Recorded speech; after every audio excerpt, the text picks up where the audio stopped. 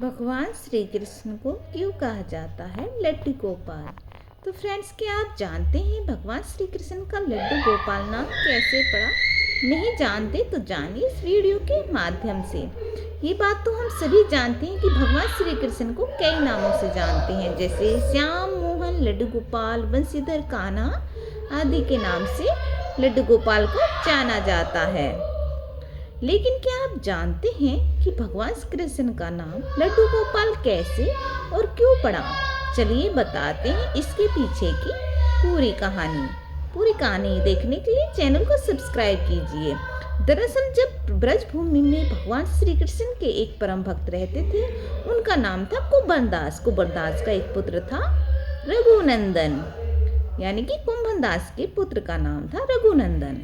कुंभनदास हर समय भगवान श्री कृष्ण की भक्ति में लीन रहते और पूरे नियम यानी विधि विधान से भगवान की सेवा करते थे और उन्हीं की सेवा में पूरा दिन निकाल देते थे।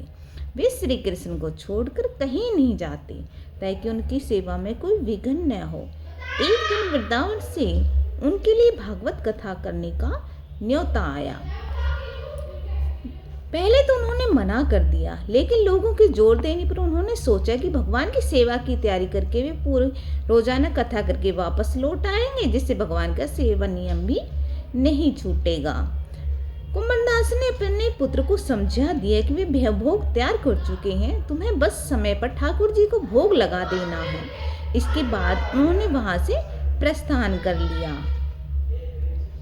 रघुनंदन ने भोजन की थाली ठाकुर जी के सामने रखी और सरल मन बाल मन से आग्रह किया कि ठाकुर जी आओ और भोग लगा जाओ, लेकिन ठाकुर जी नहीं आए।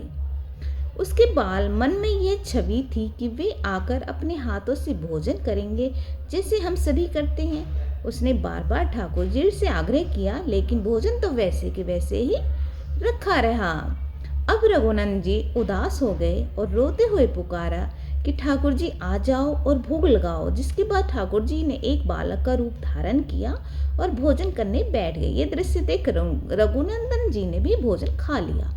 रात को जब कुंभनदास जी ने लौट कर पूछा, बेटा तुमने ठाकुर जी को भोग लगाया?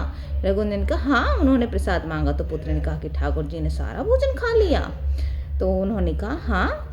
कुंभनदास ने सोचा कि बच्चे को भूख लगी होगी तो सारा भोजन उसने ही खा लिया होगा। अब तो ये रोज का नियम हो गया कि कुंभनदास जी भोजन की थाली लगा कर जाते और रघुनंदन जी ठाकुर जी को भोग लगाते और कान्हा जी आकर खा जाते।